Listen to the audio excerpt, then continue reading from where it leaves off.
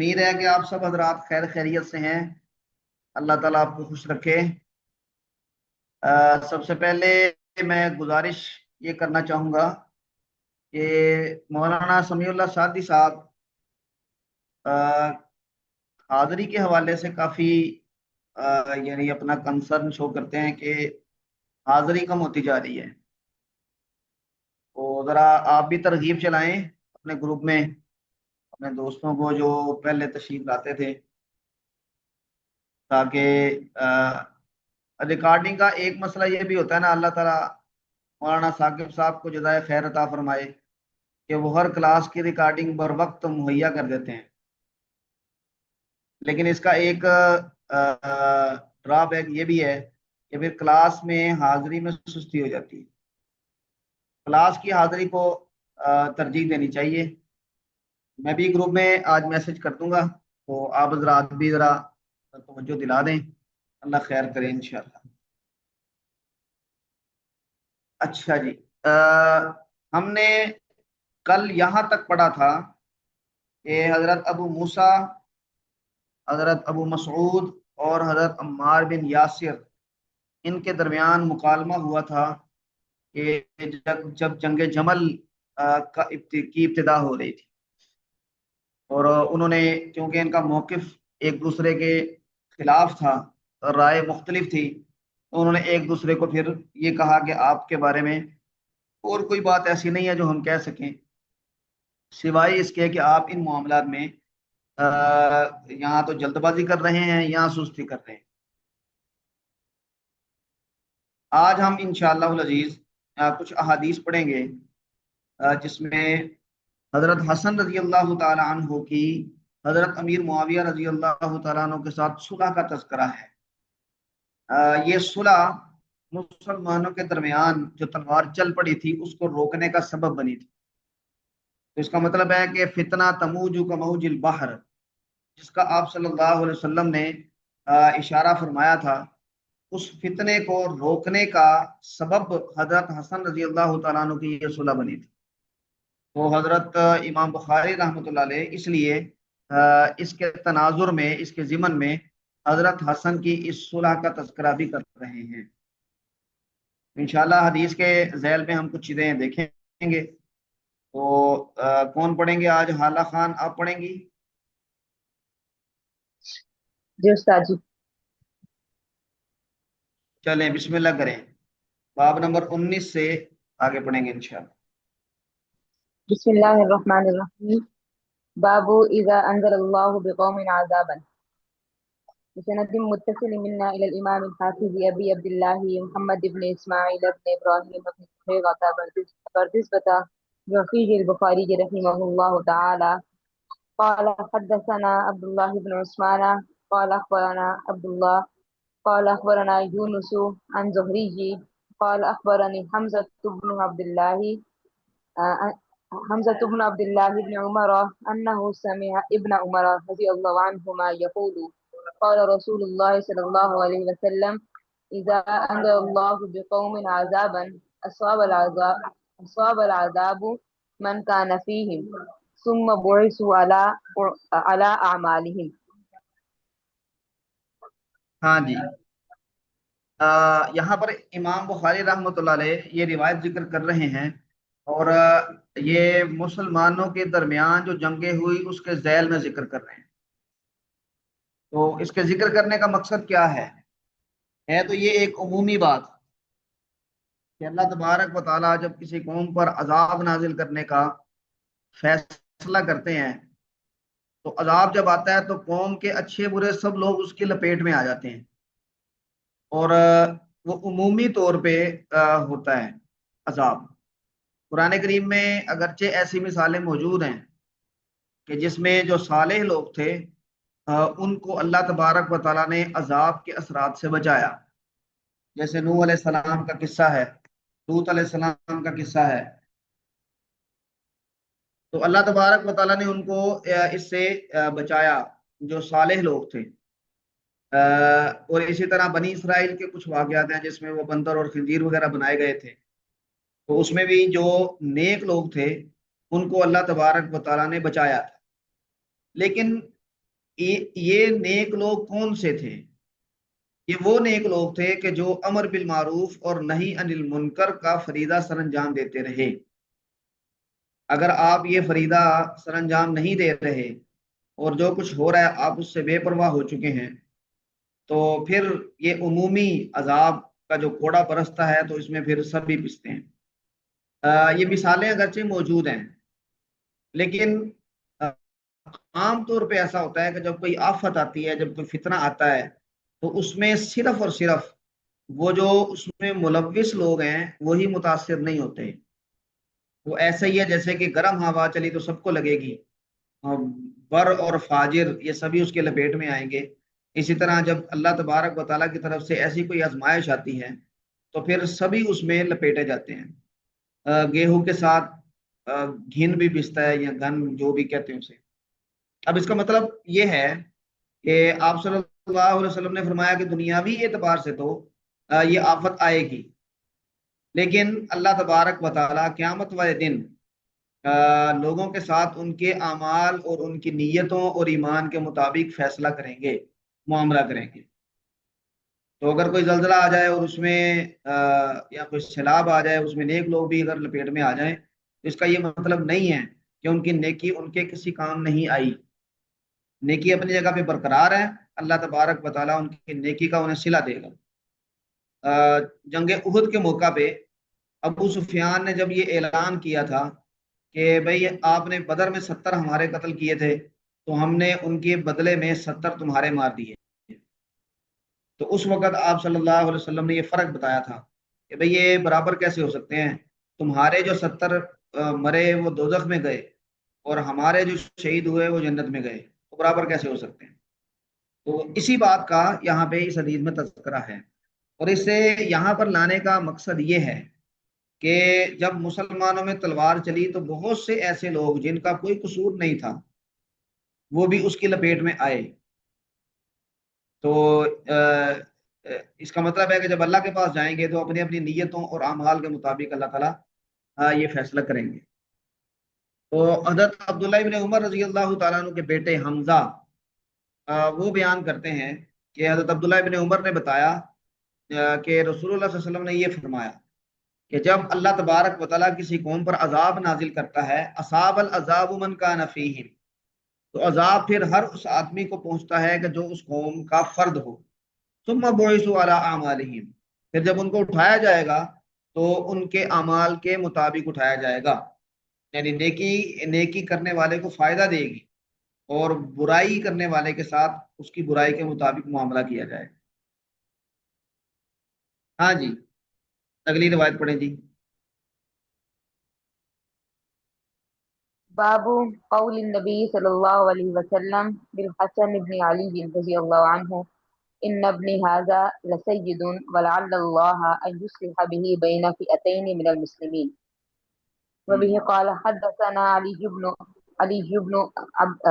بن عبد الله قال حدثنا سفيان قال حدثنا إسرائيل أبو موسى ولقيته بالكوفة جاء إلى ابن شبرمة فقال أدخلني على عيسى فأعيذه فكأن ابن شبرمة خاف عليه فلم يفعل. قال حدثنا الحسن قال لما سار الحسن بن علي رضي الله عنهما إلى معاوية بالكتائب قال عمرو بن العاص لمعاوية أرى كتيبة لا تولي حتى تدبر أخراها. قال معاوية من تدبیرا، لذالی. ہاں یہ ادبرا یدبرو باب افعال سے ہے، حتی تدبیرا اخراہا۔ حتى تدبر أخراها. قال معاوية من لزراري المسلمين؟ فقال أنا. فقال عبد الله بن عامر وعبد الرحمن بن سمرة نلقاه فنقول له الصلح. قال الحسن ولقد سمعت أبا بكر قال بين النبي صلى الله عليه وسلم يخطب جاء الحسن فقال النبي صلى الله عليه وسلم ابن هذا سيد ولعل الله أن يصلح به بين فئتين من المسلمين. हाँ जी। ये रिवायत है कि जिसमें अ, हजरत हसन रजी अल्लाह ताला अन्हु के हजरत अमीर मुआविया के साथ खिलाफत के मामले पे सुलह करने के वाक़े की तरफ इशारा है। इसमें जो रिवायत हजरत हसन बसरी ने अबू बकरा के वास्ते से रिवायत की है आखिर में, उसमें आप सल्लल्लाहु अलैहि वसल्लम का ये फरमान है कि इब्नी हादा सय्यदुन, ये मेरा बेटा सरदार है। तो ये हजरत हसन बच्चे थे छोटे, और आप सल्लल्लाहु अलैहि वसल्लम ने इनको अपनी रान पे बिठाया हुआ था और मोहब्बत से उनकी तरफ देखते, और फिर आपने उनकी तरफ देखते हुए ये फरमाया कि मेरा ये बेटा सरदार है। वलअल्लाह अन युस्लिह बिही बैन फिअतैन मिनल मुस्लिमीन, शायद कि अल्लाह तबारक व तआला इसके जरिए मुसलमानों की दो जमातों के दरमियान सुलह करवा दे। अब यहाँ पर खवारिज का जो नजरिया था कि ये दोनों जमातें जो आमने सामने आ गई, हजरत अली हजरत मीर मुआविया भी, तो वो कहते थे कि ये कुरान करीम को हकम बना के और इसी तरह मुसलमानों पर तलवार सौंत के तो ये लोग मुसलमान नहीं रहे। लेकिन आप सल्लल्लाहु अलैहि वसल्लम के इस फरमान की वजह से खवारिज का भी ये रद्द होता है कि मुसलमान हैं वो। हाँ, इख्तलाफ हुआ है और उस इख्तलाफ यहाँ तक पहुंच गया कि आपस में तलवार चल गई। तो ये वाकया है इब्न शुबरुमा, वो यानी उनके पास इसराइल अबू मूसा, वो उनके पास गए और उनको ये कहा, अदखिलनी अला ईसा, ईसा के पास मुझे ले जाओ, फ़अइज़हु, मैं उसको कोई नसीहत करूं।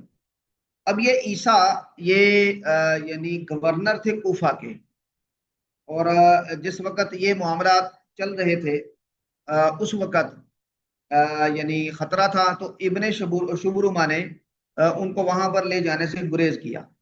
तो खाफा अलैहि फलम यफाल।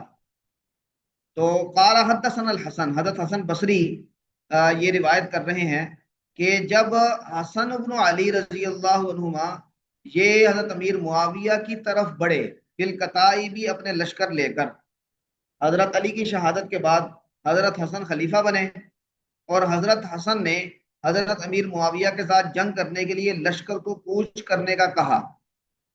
कूफा क्योंकि दारुल खिलाफा था, तो उधर से हजरत अमीर मुआविया भी शाम से अपना लश्कर लेकर इधर इधर निकले, और दरमियान में कहीं पे ये लश्कर आमने सामने हुए। तो अमर बिन आस रजी अल्लाह तआला अन्हु जो इस सारे मामले में हजरत अमीर मुआविया रजी अल्लाह तआला अन्हु के साथ थे, तो उन्होंने हजरत हसन के लश्कर की तारीफ करते हुए ये कहा, अरा कतीबतन ला तुवल्ली हत्ता तुदबिरा उखराहा, मैं एक ऐसा लश्कर देख रहा हूं कि जो कभी भी वापस नहीं पलटेगा जब तक के वो सामने वाले लश्कर को भगा न दे। तुदबिरा उखराहा यानी वो उसको उसकी पीठ के बल यानी फेर न दे। तो हजरत मुआविया ने यानी इस फिक्रमंदी का इजहार किया, मन लिजरारिल मुस्लिमीन, मुसलमान जो यानी इसमें काम आएंगे अगर जंग होती है, तो फिर उनकी जो जुर्रियत है, उनके अहलो अयाल हैं, बीवियां बच्चे हैं, उनका कौन देखेगा मामला। तो अमर बिन आस रजी अल्लाह तआला ने कहा कि अना, मैं देखूंगा। अब ये गुफ्तगू हो रही है, तो अब्दुल्ला बिन आमिर और अब्दुर्रहमान बिन समुरा, इन्होंने कहा कि नल काहू, हम हजरत हसन से मिलते हैं और हम उनको ये कहेंगे असुलह, के सुलो कर लें। और फिर उस सुलह के बारे में हजरत हसन बसरी अबू बकरा रजी अल्लाह तआला अन्हु के वास्ते से ये रिवायत जिक्र करते हैं कि सुलह का उन्होंने क्यों कहा, क्योंकि उनके जहन में भी ये बात थी कि आप सल्लल्लाहु अलैहि वसल्लम ने इनके बारे में ये पेशिन गोई की हुई है और अब शायद उस पेशिन गोई के पूरा होने का वक्त आया है। तो उन्होंने जाके सुलह की बातचीत चलाई और हजरत हसन रजी अल्लाह तआला अन्हु ने इस सुलह को कबूल किया और हजरत अमीर मुआविया को ये कहा कि भाई अगर खिलाफत ये तुम्हारे मुकद्दर में लिखी है तो तुम्हें मिलके रहेगी, और अगर मेरे मुकद्दर में लिखी है यानी जंग की सूरत में, तो फिर मैं उसको तुम्हारे हवाले करता हूँ। तो हजरत हसन ने दस्तबरदारी का इजहार कर दिया और दस्तबरदारी का ऐलान करके हजरत अमीर मुआविया के साथ ये सुलह कर ली। हजरत अमीर मुआविया ने जब ये देखा तो हजरत अमीर मुआविया ने भी आला ज़रफ़ी का मुजाहरा किया اور ایک سادہ کاغذ پر دستخط کر کے تو حضرت حسن کے حوالے کر دیے کہ اس صلح میں آپ جو شرائط طے کرنا چاہتے ہیں اپنی مرضی سے کر لیں۔ تو پھر حضرت حسن نے اس میں شرائط لکھی، اور یہ صلح پھر سر انجام پائی۔ اور پھر حضرت امیر معاویہ کوفہ گئے، وہاں مسلمانوں سے اپنی بیعت لی، اور پھر وہاں سے واپس شام چلے گئے اور اس کو دارالخلافہ بنایا۔ تو اس صلح کا یہاں پہ تذکرہ ہے جس کی وجہ سے یہ فتنہ تموج کموج البحر، اس کا اختتام ہوا مسلمانوں میں، اور مسلمانوں کے درمیان جو تلوار چلی تھی اس خون ریزی کا خاتمہ ہوا۔ حضرت حسن رضی اللہ تعالیٰ عنہ کو بہت ساری تنقید کا بھی سامنا کرنا پڑا، اور ان کو لوگوں نے آر کہنا شروع کر دیا، العار، یعنی ان کو آر دلانے کے لیے کہ یہ آپ نے کیا کیا۔ اور حضرت حسین بھی حضرت حسن کے ساتھ اس معاملے میں مکمل طور پہ متفق نہیں تھے، لیکن جب انہوں نے یہ اقدام کر لیا تو پھر حضرت حسین نے سر تسلیم خم کر لیا کہ ٹھیک ہے اب یہ کام ہو گیا تو ٹھیک ہے۔ اور حضرت حسن نے لوگوں کے تانوں کا جواب دیتے ہوئے یہ کہا، العار خیر من النار، کہ یہ جو آر یا شرمندگی مجھے تمہاری طرف سے جس کا سامنا کرنا پڑ رہا ہے یہ آگ سے بہتر ہے۔ آگ سے مراد آخرت کی آگ بھی ہو سکتی ہے، اور آگ سے مراد یہ جنگ کا جو شعلہ بھڑکا ہوا تھا یہ بھی ہو سکتا ہے۔ تو انہوں نے یہ کہہ کر جواب دیا، العار خیر من النار، کہ اگر مسلمانوں کے درمیان صلح کرواتے ہوئے کوئی شرمندگی کا بھی سامنا کرنا پڑے تو کوئی بات نہیں، یہ مسلمانوں کے درمیان فتنے کی آگ کو ٹھنڈا کرنے کے لیے یہ بھی قبول ہونا چاہیے۔ ہاں جی، اس حوالے سے کسی کے ذہن میں کوئی بات ہو تو فرمائیں حضرات علماء کرام۔ استاد جی پھر اس کے بعد حضرت حسن کے بعد حضرت حسین نے پھر کیوں دوبارہ سے کوفہ کی طرف جو ہے وہ کوچ کیا تھا، اور امیر معاویہ کے خلاف کیوں گئے تھے وہ؟ امیر معاویہ اچھا، نہیں، ان یزید کے شرائط خلاف۔ میں اگر آپ یہ شرائط پڑھیں جو طے ہوئی تھی صلح کی، اس میں ایک شرط یہ بھی لکھی ہوئی تھی کہ حضرت امیر معاویہ کے بعد خلافت کی ذمہ داری یہ پلٹ آئے گی حضرت حسن کی طرف۔ لیکن حضرت حسن رضی اللہ تعالیٰ عنہ دنیا سے رخصت ہو گئے، اور پھر یعنی یہ ممکن ہے کہ صلح کی انہی شرائط کے تحت حضرت امیر معاویہ کے بعد یعنی اہل بیعت کو، خصوصاً حضرت حسین رضی اللہ تعالیٰ عنہ کو اس بات کی توقع ہو کہ یہ خلافت کی ذمہ داری ہماری طرف آنی چاہیے صلح کی انہی شرائط کی وجہ سے۔ تو یہ وجہ ہو سکتی ہے۔ اچھا، لیکن حضرت امیر معاویہ نے یزید کو ولی عہد بنایا۔ اب جب یزید کو ولی عہد بنایا تو جس طرح حضرت ابو بکر نے حضرت عمر کو جب ولی عہد بنایا تھا، ان کو اپنے بعد خلیفہ نامزد کیا تھا، تو لوگوں نے اس پہ بھی اعتراض کیا تھا حضرت ابو بکر کے سامنے، اور حضرت ابو بکر نے یعنی اس اعتراض کا جواب دیا تھا کہ ان کی جو سختی ہے اللہ تبارک و تعالیٰ ذمہ داری کے بوجھ سے اس کو نرم کر دے گا۔ اسی طرح اور بھی ایک دو باتیں تھیں۔ تو اس کا مطلب ہے کہ جب آپ کسی کو ولی عہد بنا دیتے ہیں تو چاہے جیسا بھی آدمی ہے لوگ اعتراض تو کرتے ہی ہیں۔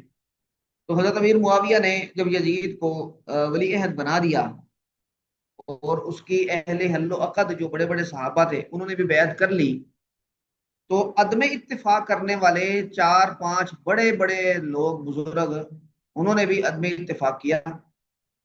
حضرت عبداللہ بن عباس تھے، حضرت عبداللہ بن عمر تھے، عبداللہ بن زبیر تھے، اسی طرح حضرت حسین رضی اللہ تعالیٰ عنہ تھے۔ اور جب ان لوگوں نے اختلاف کیا اور یہ کہا کہ ہم اس کی بیعت نہیں کریں گے، تو پھر یعنی حضرت عبداللہ بن عمر تو گوشہ نشین ہو گئے، عبداللہ بن عباس نے کوئی زیادہ پیش قدمی نہیں کی، اور بعد میں بیعت بھی کر لی۔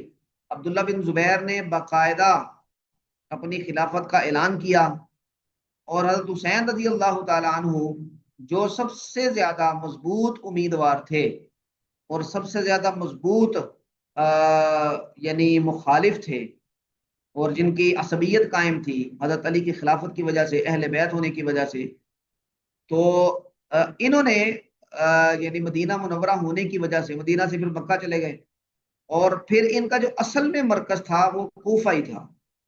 حضرت علی کے وہاں پر دارالخلافہ منتقل کرنے کی وجہ سے۔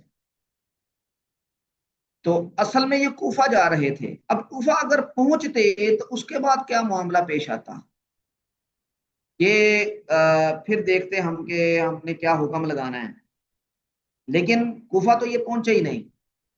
تو اصل میں حضرت حسین رضی اللہ تعالیٰ عنہ جو جبری بیعت ہے اس پر تیار نہیں تھے، اسی وجہ سے وہ راتوں رات مدینہ سے مکہ گئے تھے۔ مکہ میں قیام کرنے کے بعد جب کوفہ والوں کی طرف سے یعنی انہوں نے بلاوا آیا تو پھر کوفہ جانے لگے۔ اب کوفہ جا کے انہوں نے کیا کرنا تھا، اب اس پہ ہم اندازہ لگا سکتے ہیں ان کی نیت کیا تھی۔ ان کی کوئی اپنی خلافت کا حضرت عبداللہ بن زبیر کی طرح اعلان کرنے کا ارادہ تھا، یا کوئی یزید کے خلاف مسلح جد و جہد کرنے کا ارادہ تھا، یہ سب بات کی باتیں ہیں۔ اگر وہ وہاں پہنچتے تو ظاہری بات ہے کہ جب آدمی نے کسی جگہ پہ جانا ہو تو وہاں پر اپنی حمایت تو چاہتا ہے، تو مسلم بن عقیل کو وہاں بھیجنے کا اپنی حمایت یعنی دیکھنے کا جو مقصد تھا وہ بھی ایک نیچرل چیز ہے کہ ہمیں جانا ہے تو وہاں پہ کچھ آپ کے حامی تو ہونے چاہیے، لیکن وہ وہاں نہیں پہنچ سکے، اور ان سے جبراً بیعت لینے کا جو رویہ اختیار کیا گیا اس کی وجہ سے ان کی شہادت کا واقعہ پیش آیا۔ ہاں جی، کچھ تھوڑا بہت واضح ہوا؟ جی جی۔ اچھا چلیں، محرم تازہ تازہ گزرا ہے 10 محرم، تو اس کے بارے میں آپ نے چیزیں پڑھی سنی ہوں گی، تو وہ بھی تازہ ہی ہوگا۔ لیکن یہ حضرت حسن رضی اللہ تعالیٰ وہ عنہ کیا کا تھا نا بہت بڑا کہ کارنامہ ہے۔ یہاں پر ہاں لوگ مقصد چھوٹا سا عہدہ نہیں چھوڑتے، حضرت حسن نے پوری خلافت چھوڑ۔ ہاں جی، کیا کہہ رہے ہیں؟ سوال کا مقصد یہی تھا کہ وہ جو ان کا صلح نامہ لکھا گیا تھا تو اس میں کیا یہ تھا کہ خلافت واپس جو ہے وہ اہل بیت کی طرف آئے گی۔ اگر تو واضح لکھا ہوا تھا تو پھر تو ظاہری سی بات ہے کہ ان کا یہ مطالبہ حق بجانب تھا، لیکن اگر نہیں لکھا ہوا تھا تو پھر مطلب یہ پھر اس کو مطلب ایک اجتہادی غلطی بھی سمجھا جا سکتا ہے کہ اگر وہ نہ اس حضرت طرح سے حسن کے اقدام بارے کر۔ میں تو جی جی جی، حضرت حسن کے بارے میں تو لکھا ہوا تھا نا، تو اس کا مطلب ہے کہ کسی نہ کسی درجے میں یہ توقع تو تھی اہل بیت کو، خلافت ہماری طرف منتقل ہونی چاہیے اس صلح کی وجہ سے۔ لیکن حضرت حسن اگر حیات ہوتے اور پھر یزید کو ولی عہد بنایا جاتا، اس کی بیعت لی جاتی، تو پھر یہ واضح طور پہ معاہدے کی خلاف ورزی ہوتی، لیکن وہ دنیا سے رخصت ہو چکے تھے، اب اس کو ہم واضح طور پہ معاہدے کی خلاف ورزی بھی نہیں کہہ سکتے۔ اور حضرت معاویہ نے جب یزید کو ولی عہد بنایا تو انہوں نے اس کی کیا وجوہات بتائیں کہ وہ یزید کو کیوں بنا رہے ہیں اور اہل بیت کی طرف اس کو کیوں، کیونکہ وہاں بھی تو اعتراض تو ہوا ہوگا نا، تو انہوں نے اس بات کا کوئی واضح جواب دیا؟ ہاں، یہ اصل سوال ہے کہ جس پہ گفتگو ہوئی بھی ہے اور ہوتی رہتی ہے۔ آج کل مولانا عمار خان ناصر صاحب تفہیم الآثار کے نام سے ایک پوڈ کاسٹ ریکارڈ کروا رہے ہیں، اس میں یہ جو واقعہ ہے اس پہ بھی 2-3 ان کے پوڈ کاسٹ ہیں، تو اگر وہ کہیں سے میسر آ جائیں تو اس کو بھی دیکھیں۔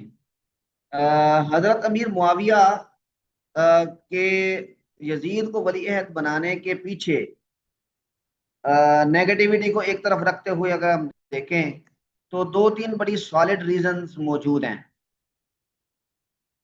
ایک ریزن تو یہ ہے کہ خلافت کو اگر اسی طرح اوپن اینڈڈ چھوڑ دیا جاتا تو پھر وہی کشمکش پیدا ہونے کا اندیشہ تھا کہ جو بڑی مشکل سے کنٹرول ہوئی تھی۔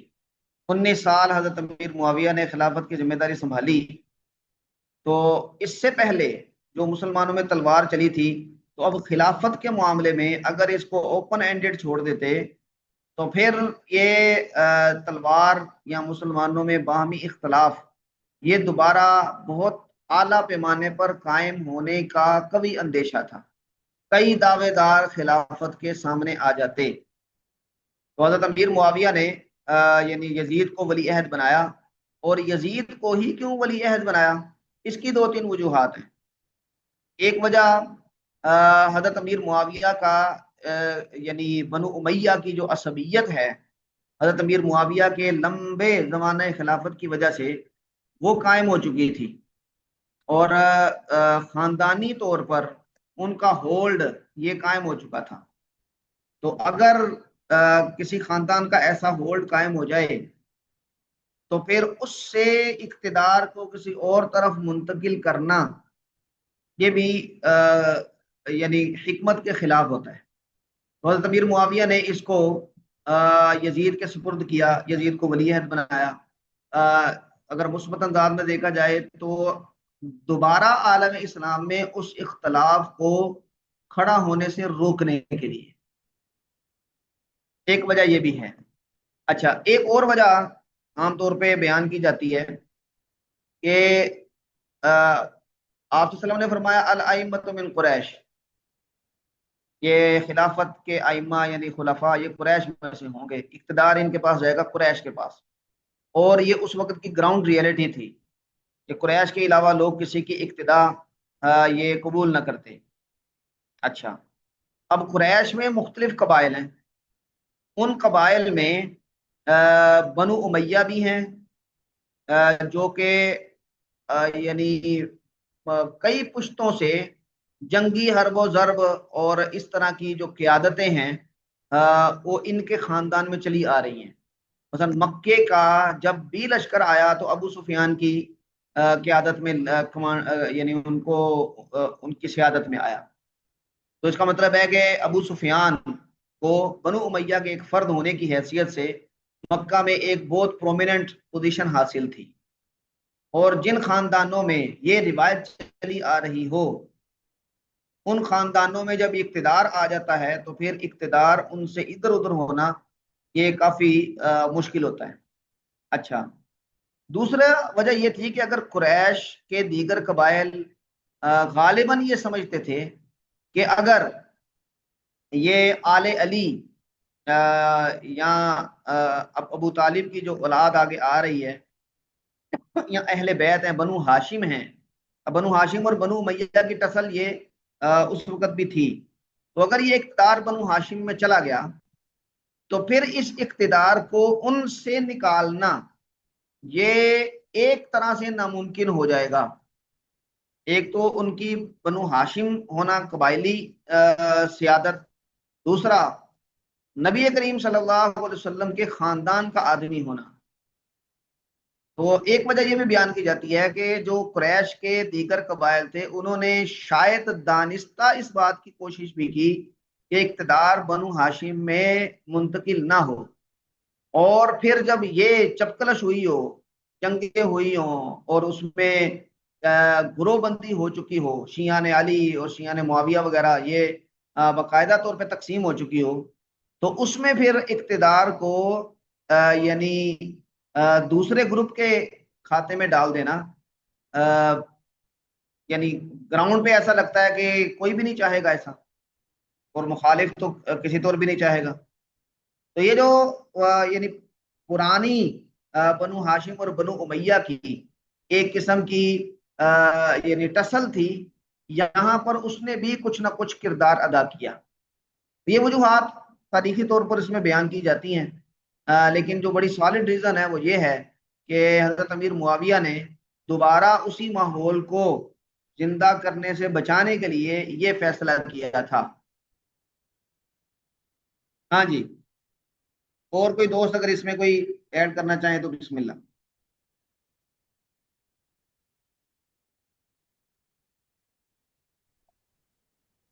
ویسے السلام استاد علیکم جی سر۔ ہاں جی، مولانا عمار خان ناصر صاحب کا پوڈ کاسٹ ہے تفہیم الآثار کے نام سے۔ جی شاہ ولی صاحب فرمائیں۔ استاد جی ویسے بہت نازک قسم کی نا ایک ڈسکشن ہے، ابھی تو ہم نے تاریخ نہیں پڑھی لیکن حدیث کے اندر جس طرح آ جاتے ہیں نا تو دونوں سائڈوں پر مطلب یہ ہے کہ پتہ نہیں کون سا لفظ ہم استعمال کر لیں، یعنی کل جس طرح آپ نے عرض کیا نا کہ حضرت علی رضی اللہ عنہ کا یہ قول کہ بھائی اونٹنی تک شہید کرے نا، تو اور حضرت علی رضی اللہ عنہ کا بھی حضرت عائشہ رضی اللہ عنہ کا پیچھے جانا اپنے لشکر کے ساتھ، یہاں پر بھی کافی زیادہ مطلب ایک چیزیں جی ہے. جی جی اور یہاں پر بھی جس طرح پھر ان کی طرف سے اہل بیت کی طرف ان کی طرف جو ظلم اٹھائی گئی نا، بڑے بڑے صحابہ کو شہید کیا گیا اور یہ.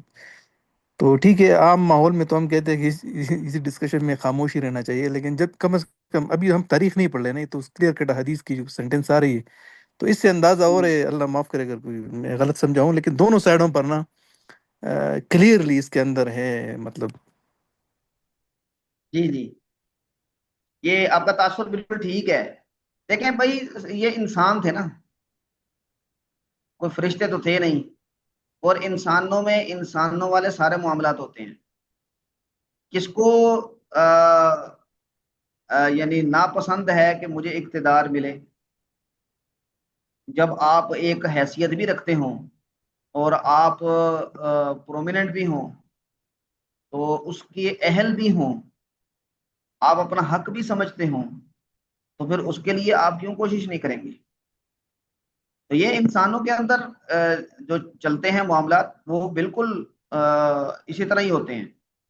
لیکن اس میں ہمیں ایک چیز بڑی واضح نظر آتی ہے کہ مسلمانوں کے درمیان، خصوصاً یہ ابتدائی صدیوں میں، کچھ نہ کچھ للہیت، خوف خدا اور شریعت کی پاسداری کی اسپرٹ اور روح، یہ بہرحال اپنی جگہ پہ موجود تھا.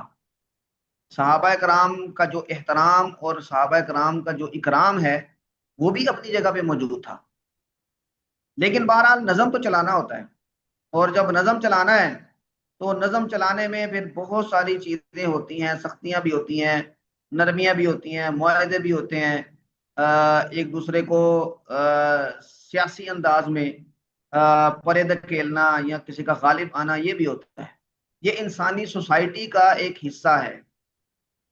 تو ہم اگر انسانی سوسائٹی سمجھ کے اس کو دیکھیں گے تو پھر اس میں بہت ساری چیزیں پریشان نہیں کریں گی. لیکن ہم صحابہ کرام کا مجموعی طور پہ جو تاثر ہمارے ذہن میں ہے، اور ہم بہت ساری چیزیں ان سے ایکسپیکٹ نہیں کرتے، ہم ان کی شان سے فروتر سمجھتے ہیں. ہم یہ سمجھتے ہیں کہ ان سے یہ نہیں ہو سکتا.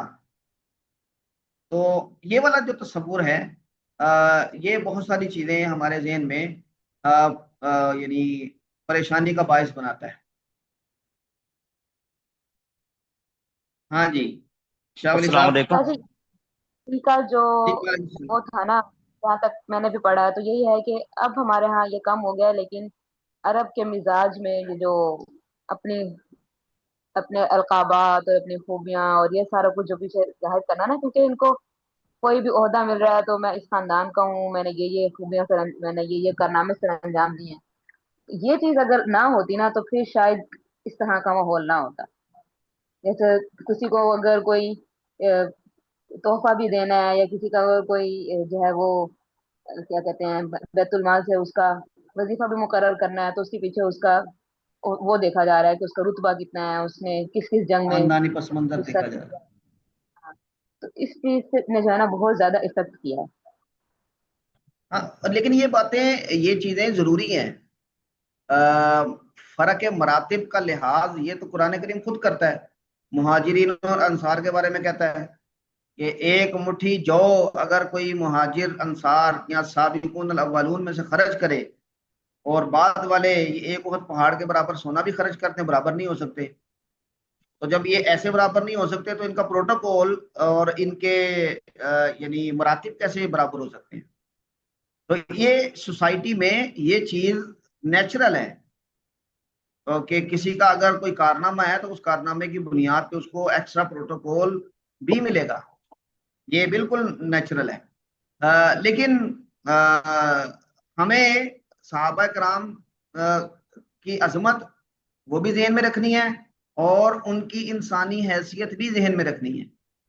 اور پھر ان چیزوں کو اگر دیکھیں گے تو بہت ساری چیزیں مسئلہ پیدا نہیں کریں گی، ذہن کے اندر جو خلفشار ہے وہ پیدا نہیں کریں گی. جی جمیل صاحب، آپ کچھ فرما رہے تھے.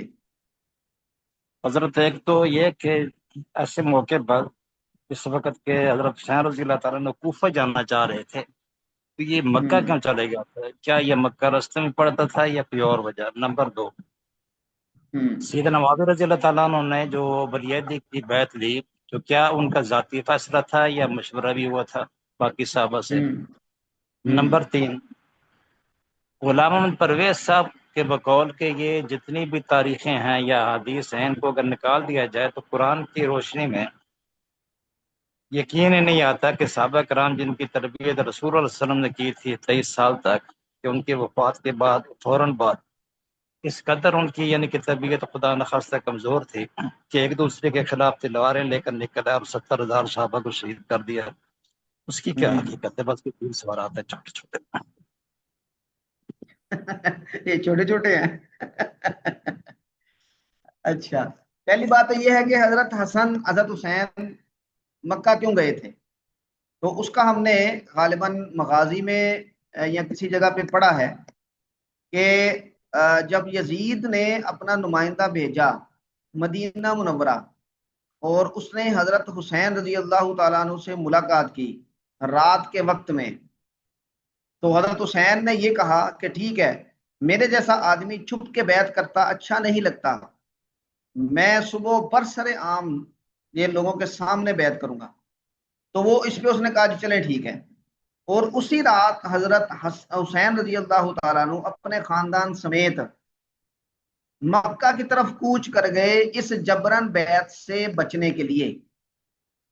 تو مکہ جانے کی تو یہ ریزن ہے، مکہ پہنچے اور وہاں پہ انہوں نے قیام کیا، تو پھر وہاں سے پھر کوفہ کی طرف انہوں نے یعنی اپنے آپ منتقل کیا۔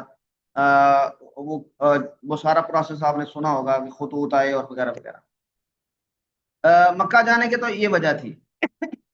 اچھا، دوسری جو آپ نے پوچھی ہے کہ حضرت امیر معاویہ نے جو ولی عہد اس کو نامزد کیا یزید کو، تو اس میں جو اہل حل و عقد صحابہ تھے، بہرحال ان سے مشورہ تو ہوا تھا، انہوں نے بیعت کی تھی، اور جو نمایاں نام آتے ہیں کہ جنہوں نے بیعت نہیں کی وہ انہی 4-5 بزرگوں کے ہیں، حضرت حسین، حضرت عبداللہ بن عباس، حضرت عبداللہ بن عمر، حضرت عبداللہ بن زبیر، اور ایک نام اور ہے، 4-5 نام ہیں، یہ نمایاں نام ہے کہ جنہوں نے بیعت نہیں کی، وگرنہ باقیوں نے بیعت کر لی تھی۔ تو اس کا مطلب یہ ہے کہ حضرت امیر معاویہ نے نامزد بھی کیا، اور پھر نامزد کرنے کے بعد اہل حل و عقد انہوں نے یزید کی بیعت بھی کر لی۔ تو یزید کی بیعت ہوئی تھی تو اس کو وہ اتھارٹی ملی تھی کہ وہ باقاعدہ فوج بھیجے اور حضرت حسین وغیرہ کو یا عبداللہ بن زبیر کو جبرن اپنی بیعت پر مجبور کرے اور اس کو بغاوت کا نام دے، تو باقاعدہ اس کی بیعت ہوئی تھی، تو یہ معاملہ ہوا تھا۔ تو حضرت امیر معاویہ کا یہ فیصلہ تھا، لیکن اس پہ بہت سارے اکثر صحابہ کرام نے اس کی بیعت، جو اہل حل و عقد سمجھے جاتے تھے، انہوں نے اس کی بیعت کی تھی۔ اچھا، اس میں تفصیلات میں آپ اگر جائیں گے تو پھر بہت ساری چیزیں اور بھی نکل سکتی ہیں کہ کہیں پر ذرا سختی سے بیعت لی، کہیں پر لوگوں نے بیعت کر لی۔ شام کے لوگوں نے تو بالکل حضرت امیر معاویہ کی بات پہ ہی بیعت کر لی تھی۔ اچھا، تیسری بات آپ نے کیا پوچھی تھی؟ غلام احمد پرویز صاحب رحمۃ اللہ علیہ کا موقف۔ ہاں، غلام احمد پرویز صاحب کا جو موقف ہے، مثلا وہ تو ہر چیز، وہ تو ڈینائل کنڈیشن میں چلے گئے۔ بھائی صحابہ کرام کی تربیت آپ صلی اللہ علیہ وسلم نے کی تھی، تو وہ تربیت کہاں پہ انہوں نے اس کے خلاف کام کیا؟ شریعت پر عمل کرنا ہے، اور شریعت پر عمل کرنا، شریعت کو پروموٹ کرنا، شریعت کو اقطار عالم تک لے کر جانا، وہ تو انہوں نے کیا۔ وہ جو اختلافات ہوتے ہیں وہ تو گھروں میں بھی ہوتے ہیں، وہ آپ صلی اللہ علیہ وسلم کی زندگی میں بھی ہوئے۔ انصار و مہاجرین کی تلواریں نکل آئی تھی باہر، اور آپ صلی اللہ علیہ وسلم تشریف لائے تھے، تو اور آپ صلی اللہ علیہ وسلم نے یہ فرمایا تھا کہ انہا منتنا، کہ یہ جو تم عصبیت اور جاہلیت کے نعرے لگا رہے ہو یہ تو بڑے بدبودار ہیں۔ آپ نے پھر ان کو یہ صلح کروائی تھی۔ تو یہ تربیت کے منافی تو نہیں ہے۔ ایک آدمی ایک رائے ٹھیک سمجھ رہا ہے، جیسے کہ حضرت عمار کی ہم نے پیچھے روایت پڑھی ہے، حضرت ابو موسیٰ اشعری، حضرت ابو مسعود، وہ ایک بات کو ٹھیک سمجھ رہا ہے، تو یہ تربیت ہی تو ہے کہ وہ اس کے اوپر پھر سٹینڈ لے رہا ہے۔ یہ تربیت ہی تو سکھا رہی ہے کہ بھئی یہ ٹھیک ہے تو تمہیں اس پہ سٹینڈ لینا چاہیے. تو اس میں تلوار نکل آنا یہ اس کو باقی ساری چیزوں کے اوپر پردہ ڈالنے کی یعنی وجہ بتانا اور ہر چیز پر اس کے نیچے ملیامٹ کر دینا، یہ کوئی درست علمی رویہ نہیں ہے. اور تربیت پہ یہ سوال اٹھانا بالکل نہیں بنتا. ان کی تربیت تو اس تلوار جب چلی ہے اس میں بھی نظر آتی ہے. حضرت علی رضی اللہ تعالیٰ عنہ جو ان کے مخالف کیمپ میں لوگ شہید ہوئے ان کا جنازہ پڑھا رہے ہیں. حضرت عائشہ رضی اللہ تعالیٰ عنہ جو لشکر لے کر ان کے سامنے آ گئی تھی، انہوں نے ایک ذرہ برابر بھی بے اکرامی نہیں کی. ان کو اعزاز و اکرام کے ساتھ ان کے گھر پہنچایا. اور پھر باقی سارا عرصہ بھی انہوں نے حضرت عائشہ رضی اللہ تعالیٰ عنہ افسوس کا اظہار کرتی رہی ہیں، لیکن حضرت علی یا ان کے خاندان کی طرف سے ان کی بے اکرامی کبھی بھی نہیں ہوئی. تو یہ تربیت ہی تو ہے اور کیا ہے. تو اس کو ایسے یعنی نارمل سے انداز میں اور کھلے ڈلے انداز میں بیان کر کے تو اپنا کوئی مقصد نکالنا یہ کوئی بالکل درست رویہ نہیں ہے، اور یہ صحابہ کرام کے مقام اور مرتبے سے بھی ان کو نیچے لانے والی بات ہے. ہاں جی حضرات. جزاکم اللہ خیر. اچھا جی، چلیں اس پہ کافی بات ہو گئی. اگر کسی اور کے ذہن میں کوئی بات ہے تو فرمائیں، اگر نہ پھر ہم آگے بڑھتے ہیں. اچھا جی، اللہ تعالیٰ ان حضرات کو ہماری طرف سے اجر عظیم عطا کرے. ان لوگوں نے دین ہم تک پہنچایا ہے اور پورے اس سے پہنچایا اپنی پوری اسپرٹ کے ساتھ. ایکسکیوز می سر، جی یہ جو شفیق غلام صاحب فرما احمد رہے ہیں نا. پرویز والا کوشچن ہے. جی ایک منٹ. جی سر میں بات کر رہی ہوں. شفیق صاحب جو جی ایک منٹ جی ایک منٹ. یہ شفیق صاحب نے جو لکھا ہے نا کہ لے سانس بھی آہستہ کے نازک ہے بہت کام بالکل ایسا ہی ہے. ہمارے استاد ہیں مفتی حسن صاحب لاہور والے، اللہ ان کو صحت تندرستی عطا فرمائے. تو جب ہم پڑھتے تھے تو وہ ایک بات کہا کرتے تھے، وہ کرتے تھے کہ بھائی صحابہ کرام کے ان معاملات پہ یعنی بالکل عام انسانوں کی طرح رائے زنی کرنا یہ ایسے ہے جیسے آپ چھوٹی سی ترکڑی کے ساتھ پہاڑ تول رہے ہیں. تو پہاڑ تو نہیں تلے گا لیکن وہ ترکڑی وہ ٹوٹ جائے گی. تو اللہ تعالیٰ ان کے بارے میں قرآن کریم میں کہہ رہا ہے رضی اللہ عنہم ورضوا عنہ اولئک هم المفلحون. بار بار بار بار یہ اعلان کر رہا ہے.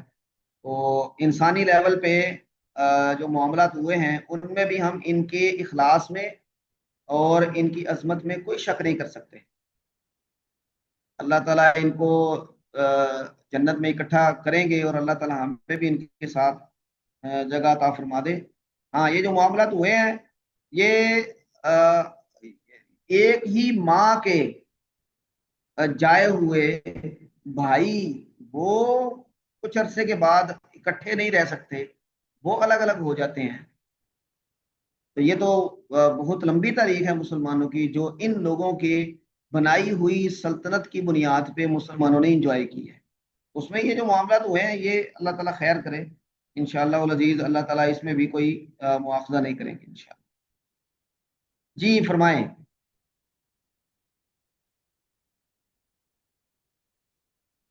جی سر میں یہ کہہ رہی تھی کہ یہ جو غلام احمد پرویز کا جو کوشچن ہے یہ کہ بھی آپ صلی اللہ علیہ وسلم کی تربیت کی وجہ سے صحابہ کی تربیت کی ذریعے کتنا گستاخانہ یہ ان کا آبجیکشن ہے. دیکھیں سر پرویز آپ کو صاحب آواز آ کی جو رہی ہے؟ جی جی آ رہی ہے. پرویز صاحب کی جو فکر ہے نا اس میں یعنی بہت ہلکی باتیں ہیں. مثلا حدیث کی حجیت کے بارے میں ہی اتنا واضح اور اتنا روشن بات اس کے خلاف ایک آدمی کھڑا ہے. وہ حدیث کی حجیت یا آپ صلی اللہ علیہ وسلم کی جو حیثیت ہے شارع ہونے کی حیثیت وہ اتنی واضح ہے قرآن کی روشنی میں بھی، اور اس کے بغیر آپ دین اور شریعت پورا نہیں کر سکتے. اس کے خلاف وہ کھڑے ہیں تو آپ ان سے اور यानी क्या तवक्को करेंगे। अदीब आदमी थे, उनका उर्दू अदब तहरीर पढ़ने के काबिल है। लेकिन जो तहरीर अगर अच्छी लिख सकता है तो क्या मौक़िफ़ भी उसका उसी तरह पायदार होगा? ये कोई ज़रूरी नहीं है, मौक़िफ़ उनका बिल्कुल पायदार नहीं है। और जब आप सल्लल्लाहु अलैहि वसल्लम की ज़ात ग्रामी और उनकी शरई हैसियत, शारे होने की हैसियत, उस पर सवाल खड़ा कर सकता है कोई आदमी, और जो कि बहुत ही वाज़े वाज़े गलती है, तो फिर कोई और कैसे उनसे यानी महफूज रह सकता है। सर इसमें भी ना वो जो है ऑब्जेक्शन वो आप सल्लल्लाहु अलैहि वसल्लम की तरबियत पे कर रहे हैं। जी जी, अल्लाह ताला हिफाजत फरमाए। अच्छा जी, आगे पढ़े जी, बिस्मिल्लाह करें। وبه قال حدثنا علي بن عبد الله قال حدثنا سفيان قال قال عمر قال عمرو أخبرني محمد بن علي أن حرملة مولى أسامة أخبره قال عمر وقد رأيت حرملة قال أرسلني रअयतु أسامة पढ़ेंगे, रअयता नहीं पढ़ेंगे।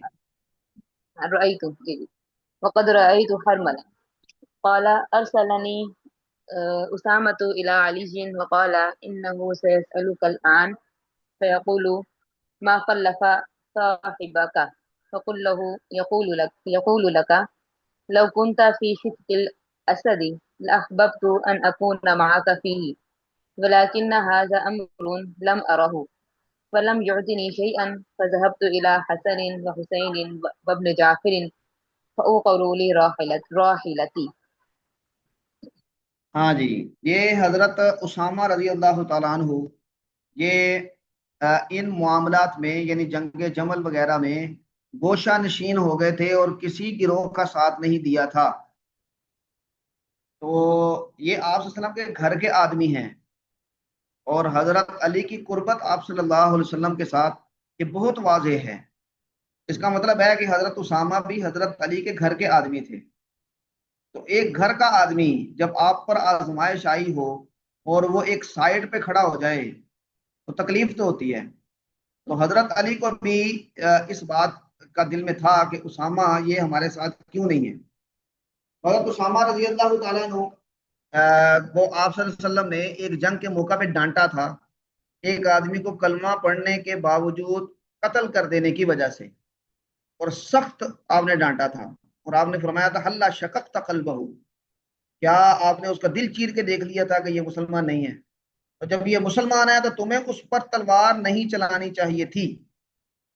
अब वो तंबी इतनी ज्यादा हजरत उसामा रजी अल्लाह तआला अन्हु के ज़हन में थी कि इस वक्त भी जब मुसलमानों की आपस में तलवार चली है तो उन्होंने एक साइड पे होना इसको गवारा किया, इसको तरजीह दी, और इन दोनों में से किसी के साथ भी जंग में शरीक नहीं हुए। हालांकि हजरत उसामा जैसा बंदा ये किसी लड़ाई में पीछे कैसे रह सकता है, जिनकी बचपन से ही तरबियत ये जिहाद की हुई हो और कमांडर की हैसियत से इन्होंने यानी 9 उम्री में ही बड़े बड़े लश्करों की क़ियादत की। तो हजरत उसामा को भी इस बात का एहसास था कि हजरत अली नाराज हैं। तो उन्होंने उनके सामने अपना उज़र पेश करने के लिए अपने गुलाम को भेजा, हरमला को। तो ये वो वाक़या है जो हरमला खुद बयान करते हैं।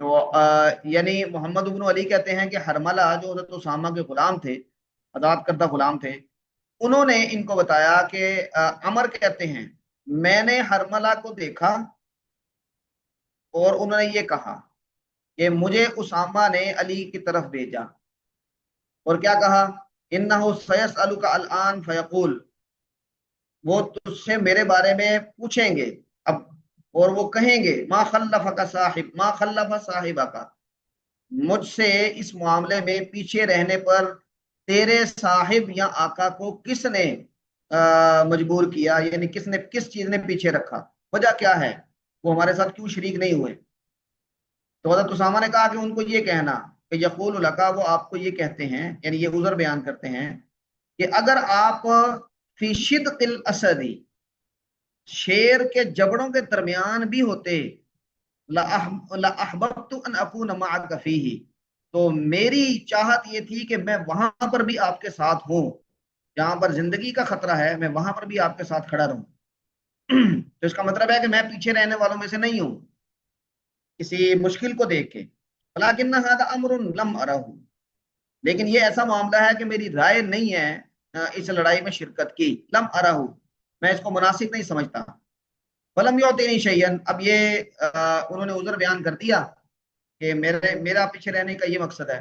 اب وہ حرملہ اپنی بات کر رہے ہیں کہ حضرت علی نے مجھے کچھ نہیں دیا، یعنی اس وقت یہ رواج تھا کہ جب کوئی قاصد آتا تو اس کو کچھ اکرام کیا جاتا، اس کو کچھ نوازا جاتا، جس طرح کہ ہمارے ہاں پہلے وہ نائی آیا کرتے تھے سدا لے کر، تو جب وہ نائی کسی کا سدا لے کر آتا تو اس کو کچھ نہ کچھ کوئی 5-10 روپے 100 روپیہ دیا جاتا۔ تو وہ کہتے ہیں کہ انہوں نے مجھے کچھ نہیں دیا، تو کہتے ہیں پھر میں الی حسن و حسین و ابن جعفر، میں ان کی طرف گیا، یعنی یہ نوجوان جو تھے ان کی طرف، تو ان کو یہ بات بتائی، ان سے جا کے ملا، تو مقصد تو یہ تھا کہ کچھ نہ کچھ میسر آئے۔ تو فَأَوْقَرُوا لِي رَاحِلَتِي، انہوں نے میرے سواری کو بھر دیا، یعنی مجھے اتنا نوازا کہ میری سواری سے زیادہ سامان ہو گیا۔ یہاں پر جو مقصد ہے کہ حضرت علی کے ساتھ حضرت اسامہ شریک نہیں ہوئے، اور صحابہ میں سے بہت سارے صحابہ ایسے تھے جو اس معاملے میں کنارہ کش رہے ہیں، اور انہوں نے کسی ایک گروہ کے بارے میں بھی اپنی رائے کا اظہار نہیں کیا اور اپنا تلوار لے کر ان کے ساتھ شریک نہیں ہوئے۔ آگے کچھ مثالیں آگے بھی آئیں گی۔ ہاں جی آگے بڑھیں جی۔ باب اذا قال عند قوم شيئا ثم خرج فقال بخلافه.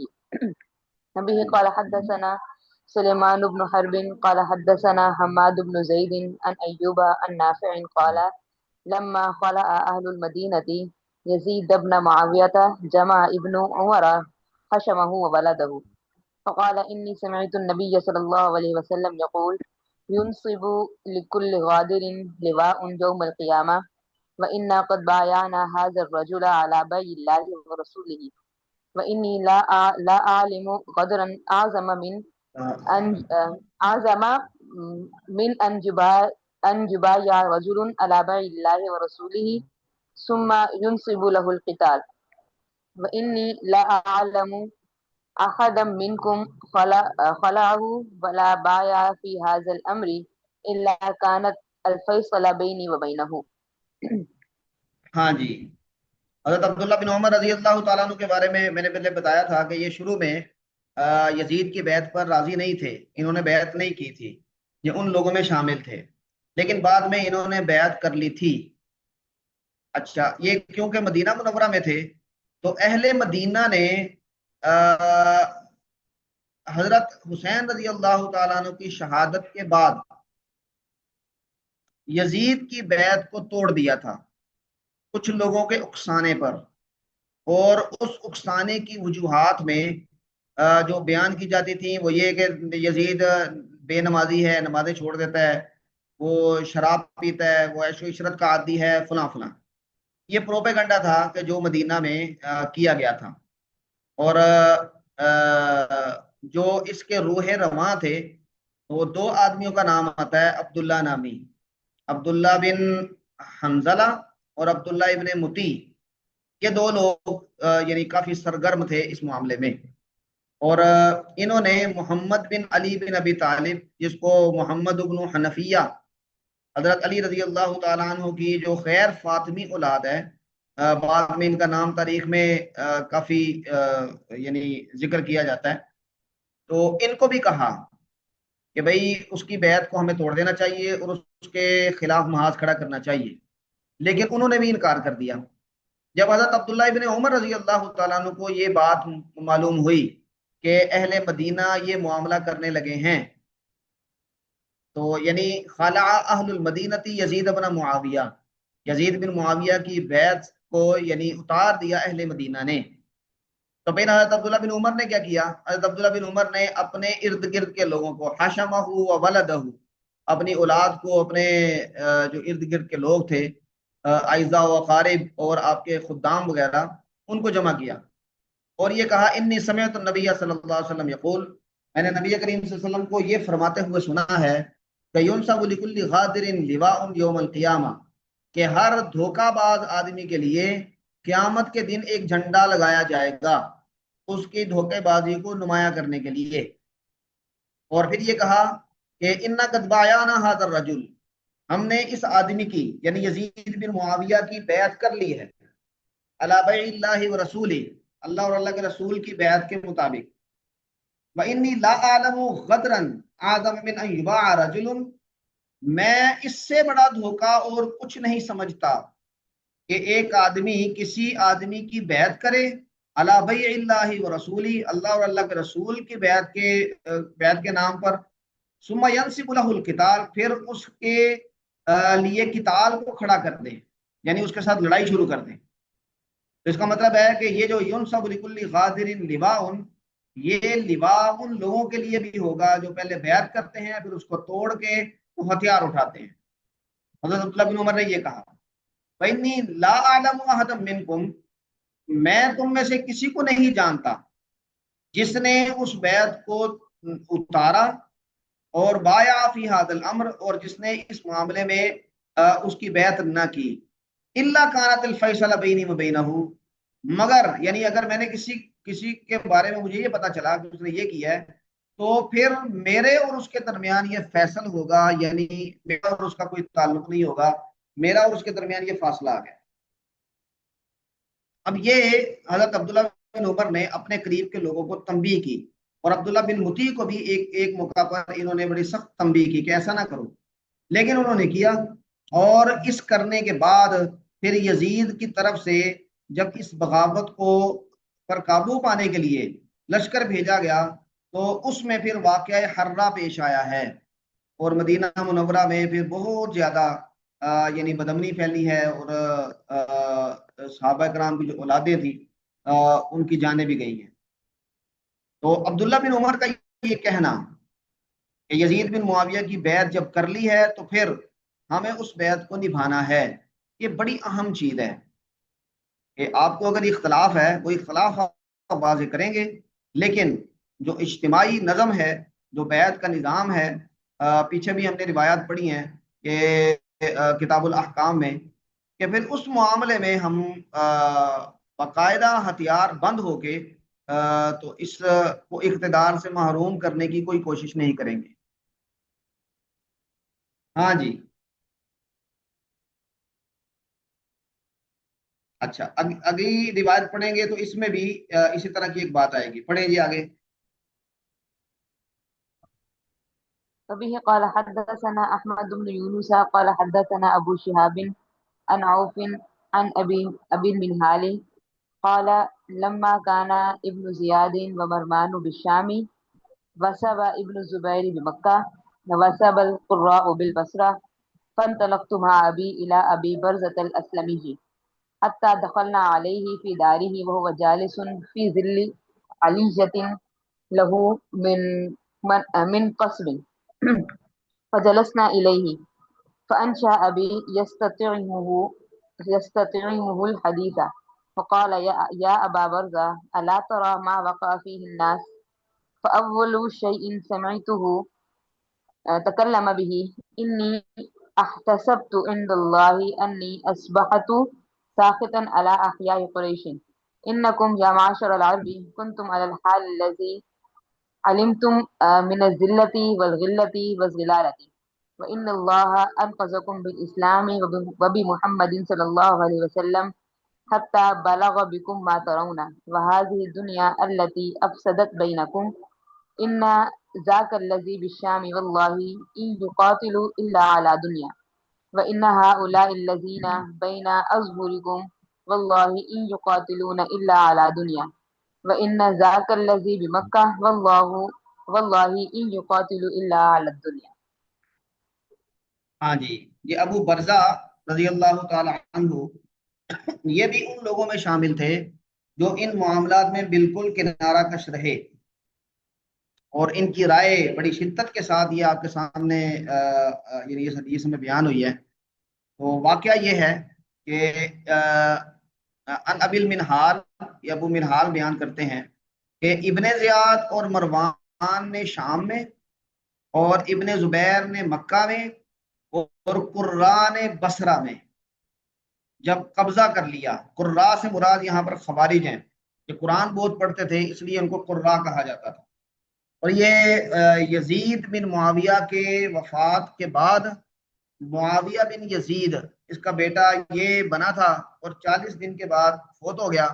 اور اس کے بعد مروان نے یعنی اپنی خلافت کا اعلان کیا تھا، اور 6 ماہ تک خلیفہ رہے اور پھر انتقال ہو گیا، اور عبد الملک بن مروان پھر خلیفہ بنے۔ یہ اس وقت کا واقعہ ہے جب مروان نے خلافت کا منصب سنبھالا تھا۔ اب اس زمانے میں ابن زبیر نے مکہ میں اپنا ہولڈ قائم کر لیا تھا، اور بصرہ میں خوارج یہ غالب آ گئے تھے۔ تو اس دوران ابو المنہال کہتے ہیں میں اپنے والد کے ساتھ الى ابی بردہ اسلمی، ابو بردہ اسلمی کی طرف گیا، اور ہم ان کے پاس جب گئے تو وہ اپنے گھر میں تھے، اور وہ اپنے گھر میں بیٹھے تھے، ایک کانوں کی چھت چھپر سا بنا ہوا تھا اس کے سائے میں۔ ہم ان کے پاس بیٹھ گئے، اور میرے والد یستطعمہ الحدیث، میرے والد نے ان سے باتیں شروع کی، اور یہ کہا یا ابا برزا الا تری ما وقع فیہ الناس، کیا آپ دیکھ رہے ہیں کہ لوگ کس چیز میں جا پڑے ہیں؟ یعنی یہ اختلاف کہ ادھر وہ ہے ادھر یہ ہیں، اور یہ اقتدار کی کشمکش آپ نہیں دیکھ رہے؟ تو انہوں نے ابو برزا نے جب تبصرہ کیا تو ایسے کہا اول شیء سمعتہ تکلم به، تو سب سے پہلی چیز جو میں نے ان سے سنی جو انہوں نے بتائی، وہ کہتے انی احتسبت عند اللہ، میں اللہ تبارک و تعالیٰ سے امید رکھ رہا ہوں، انی اصبحت ساخطا علی احیاء قریش، میں قریش کے ان قبیلوں پر ناراض ہو کے صبح کے وقت اٹھا ہوں، اور میں نے ان کو یہ کہا ہے انکم یا معاشر العرب، اے عرب کے لوگوں، کنتم علی الحال الذی علمتم من الذلۃ والغلۃ والضلالہ، تم جس حالت میں تھے، ذلت میں، اور غلہ کا مطلب ہوتا ہے کوئی قیمت نہیں تھی، والضلالہ اور گمراہی میں پڑے ہوئے تھے، اور اللہ تبارک و تعالیٰ نے انقذکم بالاسلام و بمحمد، تمہیں اس ذلت وغیرہ سے نکالا اسلام اور محمد صلی اللہ علیہ وسلم کے ذریعے، حتی برگا بکم ما ترون، اب جس حالت میں تم ہو، یعنی دنیا میں غلبہ ہے اور تمہاری عزت ہے، تم جس حال میں ہو تم یہاں تک پہنچ گئے۔ اور پھر کیا ہوا، وَهَذِهِ الدُّنْيَا الَّتِي أَفْسَدَتْ بَيْنَكُمْ، اس دنیا نے تمہارے درمیان میں فساد مچا دیا ہے۔ اور پھر انہوں نے ان تینوں پر تبصرہ کیا، اِنَّا ذَلِكَ الَّذِي بِالشام، وہ شام میں جس نے قبضہ کیا اقتدار پہ، وَاللَّهِ يُقَاتِلُ عَلَى إِلَّا عَلَى دُنْيَا، وہ یہ لڑائی لڑ رہا ہے دنیا کی خاطر، اور وَإِنَّ هَؤُلَاءِ الَّذِي بَيْنَ أَظْهُرِكُمْ، اور یہ لوگ القراء جو تمہارے سامنے ہیں، یہ بھی لڑائی لڑ رہے ہیں دنیا کے لیے، یعنی ان کا قتال بھی دنیا کے لیے ہے۔ وَإِنَّ ذَاكَ الَّذِي بِمَكَّةَ، اور عبداللہ بن زبیر جو مکہ میں ہیں تو وہ بھی دنیا کے لیے ہی لڑ رہے ہیں۔ اب اس کا مطلب ہے ان تینوں کے بارے میں ان بزرگوں کی یہ رائے تھی، اور اس سے ان کی اپنی رائے بھی نظر آتی ہے کہ یہ بالکل اس سے الگ تھلگ تھے، اس اقتدار کی کشمکش میں شریک ہونے کا انہوں نے کوئی اقدام نہیں کیا۔ ہاں جی، اگلی روایت پڑھیں، یہ دو چھوٹی چھوٹی روایات ہیں، یہ پڑھ لیں۔ وبه قال حدثنا آدم بن أبي إياس قال حدثنا شعبة عن واصل الأحدبي عن أبي وائل عن حذيفة بن اليمان قال إن المنافقين اليوم شر منهم على عهد النبي صلى الله عليه وسلم، كانوا يومئذ يسرون واليوم يجهرون. به قال حدثنا خلاد بن يحيى قال حدثنا مسهر عن حميد بن أبي ثابت عن أبي الشعثاء عن حذيفة رضي الله عنه قال إنما كان النفاق على عهد النبي صلى الله عليه وسلم، فأما اليوم فإنما هو الكفر بعد الإيمان. ہاں جی، یہ دو روایات ہیں جس میں حضرت حذیفہ بن یمان رضی اللہ تعالیٰ عنہ بعد کے زمانوں میں نفاق کی صورتحال پر تبصرہ کر رہے ہیں، کیونکہ آپ صلی اللہ علیہ وسلم نے ان کو منافقین کے نام بتائے تھے، تو نفاق کے حوالے سے لوگوں کی نظر ان کی طرف رہتی تھی، تو انہوں نے یعنی یہ جب معاملات چلے ہیں تو اس میں یہ تبصرہ کیا کہ منافقین آپ صلی اللہ علیہ وسلم کے زمانے میں اپنے نفاق کو چھپایا کرتے تھے، اور آج کل کے منافقین تو چھپانے کی بھی کوئی زحمت گوارا نہیں کرتے۔ کانوا یومئذ یسرون، وہ چھپایا کرتے تھے، والیوم یجہرون، اور آج کل اپنے نفاق کو یعنی اس دوغلی پالیسی کو بالکل واضح واضح وہ برسر عام بیان کرتے ہیں۔ اگلی روایت بھی اسی بارے میں ہے کہ کان النفاق علی عہد النبی، نبی کریم صلی اللہ علیہ وسلم کے زمانے میں بھی نفاق تھا۔ فاما اليوم انما هو الکفر بعد الایمان، آج کا جو نفاق ہے وہ تو کفر کی حد کو چھو رہا ہے ایمان کے بعد۔ تو یہ تبصرہ انہوں نے کیا ہے، تو اس سے سنگینی معلوم ہوتی ہے اس یعنی ادوار کی، کہ جس میں یہ مسلمانوں کے درمیان اقتدار کی کشمکش چلتی رہی ہے۔ تو اس میں پھر ظاہری بات ہے کہ ہر طرح کے رویے سامنے آئے، اور جو لوگ یعنی فتح مکہ کے بعد مسلمان ہوئے ہیں ان میں سے بہت سے قبائل مرتد بھی ہوئے تھے، اور پھر جو نئے فتوحات ہوئی ہیں ان فتوحات کے نتیجے میں جو علاقے شامل ہوئے وہاں کے جو لوگ مسلمان تھے وہ اس طرح تربیت یافتہ نہیں تھے جس طرح کے صحابہ کرام تھے، تو اس میں یہ پھر سارے معاملات پیش آئے ہیں جو ان احادیث میں ہمیں معلوم ہو رہے ہیں۔ ہاں جی، ہم یہاں پہ چلیں، یہ ایک روایت اور پڑھ لیں جی، باب باب نمبر لا 1۔ تقوم باب لا تقوم الساعة حتى يغبط أهل القبور.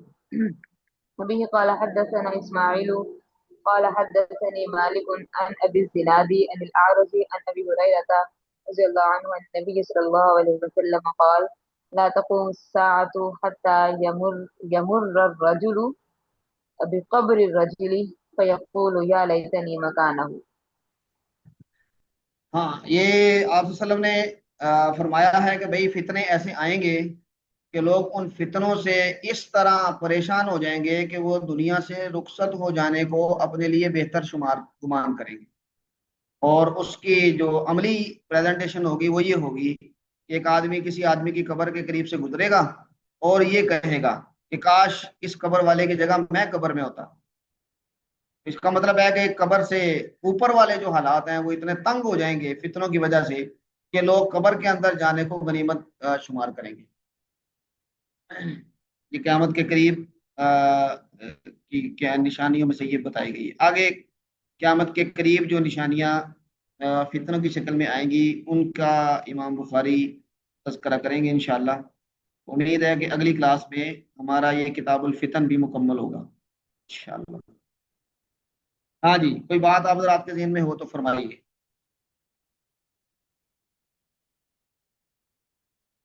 اچھا چلیں، ہمارا ٹائم بھی پورا ہو گیا ہے۔ چلیے یہ ایک جی سوال جی چھوٹا سا آپ کو میسج کیا تھا اس وقت یزید کے کردار کے حوالے سے، کہ وہ جب آپ کہہ اچھا، رہے تھے کہ یزید کے بارے میں جو باتیں مشہور ہیں غلط ہیں، تو پھر اصل کیا برائی تھی یزید میں؟ دیکھیں، یہ باتیں جو مشہور ہیں یہ اس وقت بہت ساری باتیں بطور پروپیگنڈا بھی تھیں، اور جب پروپیگنڈا کیا جاتا ہے تو اس میں پھر باتیں بڑھا چڑھا کے بیان کی جاتی ہیں۔ محمد بن حنفیہ کی آگے روایت آئے گی، آپ اس میں دیکھیں گے بلکہ نہیں، وہ میں آپ کے ساتھ شیئر کروں گا۔ انہوں نے جب عبداللہ بن مطیع جو مدینہ میں بغاوت یا بیعت توڑنے کے سرکردہ لوگوں میں سے تھے، انہوں نے کہا کہ بھئی یہ تو شراب پیتا ہے اور یہ کرتا ہے وہ کرتا ہے، تو محمد بن علی جو محمد بن حنفیہ تھے انہوں نے یہ کہا تھا کہ بھئی میں نے تو اس کو دیکھا ہے کہ وہ معقول آدمی ہے، اور ان میں سے میں نے کوئی چیز اس میں نہیں دیکھی۔ تو اس کا مطلب ہے کہ ایسی روایات موجود ہیں کہ جس میں یہ جو پروپیگنڈے کے طور پہ باتیں کی جاتی تھیں اس کی نفی کی گئی، اور یہ بات ویسے بھی عجیب سی لگتی ہے کہ اگر ایک آدمی اتنا جاہرن ان سب چیزوں کا ارتکاب کر رہا ہو تو پھر لوگ صرف حضرت امیر معاویہ کے کہنے پہ تو ایسے آدمی کی بیعت کر لیں، یہ ایک عجیب سی بات لگتی ہے۔ تو اس کا مطلب ہے کہ بہت ساری باتیں اس وقت کے پروپیگنڈے میں سے ہی ہیں۔ ہاں، یزید کی جو اصل برائی تھی وہ حضرت امیر معاویہ کے بعد یعنی متفقہ طور پہ خلیفہ نہ بننا تھا۔ یعنی ایسا ہوا کہ عملاً بھی ایسا ہی ہوا کہ یزید کی ولی عہدی کے بعد اسلام میں خاندانی حکومت کا گویا کہ ایک طرح سے آغاز ہوا، بنو امیہ کی حکومت۔ حالانکہ اس سے جی پہلے قریش کی حکومت تھی، حضرت ابو بکر، حضرت عمر، حضرت عثمان، حضرت علی، یہ یعنی کوئی خاندانی حکومت کی روایت کو ریپرزینٹ نہیں کرتے، لیکن باپ کے بعد بیٹا، یہ والی روایت وہاں پر گویا کہ ایک طرح سے اس کا آغاز ہوا تھا۔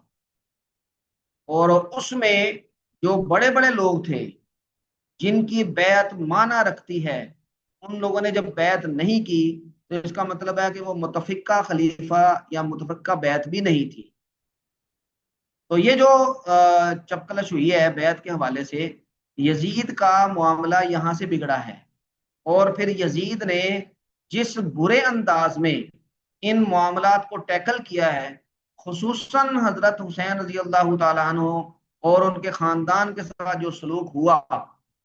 اب لوگ کہتے ہیں جی وہ کون سا یزید کے حکم سے ہوا تھا؟ بھئی حکومت اس کی تھی اور انہی کے لوگوں نے کیا تھا، اسی کے بھیجا ہوا وہ لشکر تھا، تو پھر وہ بری ذمہ کیسے ہو سکتا ہے؟ تو جو یہ ہوا، اب اس نے پھر آ کے معاملہ یزید کو ایک گالی بنا دیا۔ اب اس میں جو کردار کے حوالے سے باتیں کی جاتی ہیں وہ زیادہ تر پروپیگنڈے میں ہیں، اصل اس کو یہ حضرت حسین رضی اللہ تعالیٰ عنہ کو ٹیکل کرنا اس سے صحیح طرح نہیں ہو سکا۔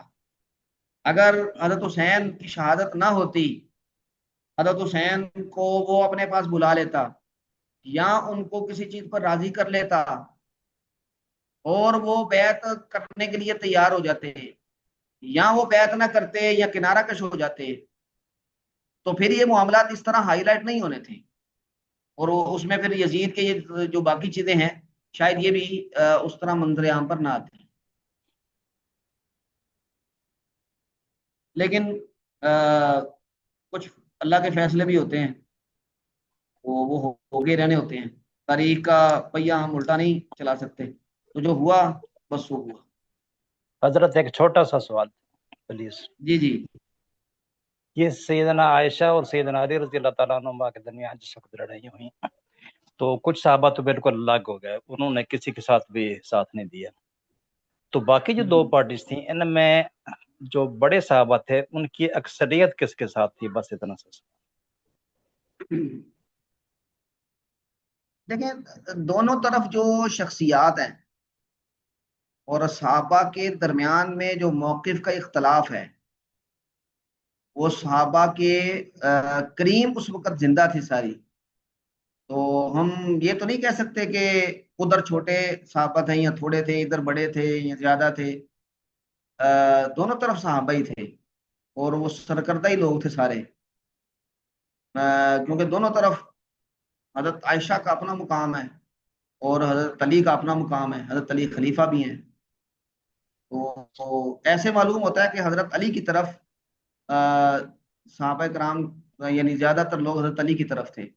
حضرت عائشہ کا آنا یہ بہت سارے لوگوں کو یعنی مجبور، جو یعنی بہت سارے لوگ جو کنارہ کش رہنا چاہ رہے تھے وہ بھی پھر کنارہ کش نہ رہ سکے۔ کیسے ہو سکتا ہے کہ اس طرح ام المومنین وہ میدان میں ہوں اور باقی لوگ جو ہیں وہ گھر میں بیٹھے رہیں؟ ہم اس اصل کی میں یہ یہ تفریق جی یہ پچھلی حدیثوں میں ذرا تھوڑا سا یہ آیا تھا کہ حضرت عائشہ کی طرف سے کچھ زیادہ صحابہ کے نام آئے تھے، جبکہ کنونسنگ کے لیے جس وقت یہ حضرات گئے تو عمار بن یاسر اور حضرت حسن رضی اللہ تعالیٰ عنہ غالباً ان دو کا تذکرہ تھا کہ وہاں پر گئے انہوں نے خطبہ دیا ہی ہے، تو اس سے ذرا تھوڑا شک پڑا تھا کہ کہیں یہ روایاتوں کو دو چار روایات ہی امام بخاری نے ذکر کی ہیں اپنے سٹینڈرڈ کے مطابق، وگرنہ اگر اس کو ذرا تفصیل سے دیکھا جائے تو حالہ خان فرما رہی تھی کہ میں دیکھوں گی، تو اگلے کلاس میں ہم کچھ ان سے استفادہ بھی کریں گے، تو اس میں یہ بھی پوائنٹ دیکھا جا سکتا ہے کہ زیادہ تر، لیکن اس سے کوئی فرق نہیں پڑتا، صحابہ کا اختلاف تھا اور اس میں یہ معاملات یہاں تک پہنچ گئے۔ اللہ تعالیٰ ہمیں ان کی عزت پر زبان درازی کرنے سے محفوظ رکھے۔ اللہ تعالیٰ نے ان کو ان معاملات میں جب یعنی ہم کہہ لیں کہ بری ذمہ کر گیا ہوا تو ہم کون ہوتے ہیں؟ ٹھیک ہے، یہ اختلاف تھا، اور وہ اختلاف اگر کل میں نے ایک پہلو بتایا تھا کہ اس اختلاف سے، اس لڑائی سے امت کو فائدہ کیا ہوا، تو یہ بہت بڑا فائدہ ہوا۔ احکامات شریعت کا ایک وہ بڑا پہلو تھا جو یہاں سے ڈیرائیو کیا جاتا ہے، تو اس کی طرف نظر کرنی چاہیے۔ باقی اللہ تعالیٰ خیر کرے اور امت کو اتحاد و اتفاق کی توفیق عطا فرمائے۔ ٹھیک ہے جی، ٹائم ہو گیا، جزاک اللہ۔ ایک انشاءاللہ اور سوال، 9:30 پہ۔ جی کیا کہہ رہی ہیں؟ وقت زیادہ ہو گیا لیکن ایک سوال ہے میرا، اگر لے لیں تو۔ ہاں جی جی فرمائیں۔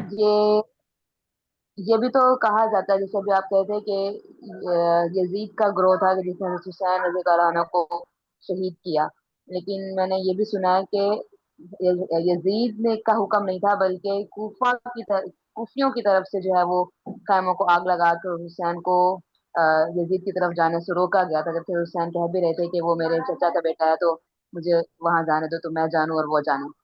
تو اس کی کیا حقیقت ہے؟ دیکھیں یہ سارے واقعات ہو سکتے ہیں، یہ تاریخی روایات ہیں، یہ ہو سکتے ہیں واقعات ان کو جانے سے روکا گیا ہو، لیکن ذمہ دار یزید ہی ہے۔ ذمہ دار یزید اس طرح ہے کہ جب اس نے یہ لشکر بھیجا تھا تو ان کو واضح طور پہ یہ ہدایت دیتا کہ بھئی آپ نے ان کو ہاتھ نہیں لگانا، تلوار ان پر نہیں اٹھانی، ان کی طرف ایک کنکر بھی نہیں پھینکنا، ان کو میرے پاس لانا ہے۔ لیکن اس کے بھیجے ہوئے لشکر نے وہیں پر خاندان سارا کاٹ کے رکھ دیا، اور پھر اس کے بعد یزید نے کیا کیا اس لشکر کے ساتھ؟ تاریخ میں کوئی ایسی روایت ملتی ہے کہ اس نے لشکر کو کوئی مقدمہ چلایا ہو، ان کو کوئی سزا دی ہو؟ تو ایسا کوئی نہیں ملتا۔ تو اس نے بھی یعنی اس معاملے کو صحیح طرح ہینڈل نہیں کیا، وہ قصوروار ہے، اس کو ہم بری ذمہ نہیں کہہ سکتے۔ اس نے بعد میں آتا ہے کہ اس نے بڑا اکرام کیا جو باقی کے لوگ تھے، جو اہل بیت کی خواتین تھی، ہاں کیا، لیکن ان کا سارا خاندان تو وہاں کاٹ کے رکھ دیا، یہ کیسا اکرام ہے؟ تو ہم اس کو بری ذمہ نہیں کہہ سکتے اس معاملے میں۔ اچھا جی چلیں، اللہ تعالیٰ خیر کرے، انشاءاللہ 9:30 پہ کلاس میں دوبارہ ملتے ہیں۔ السلام علیکم ورحمۃ اللہ۔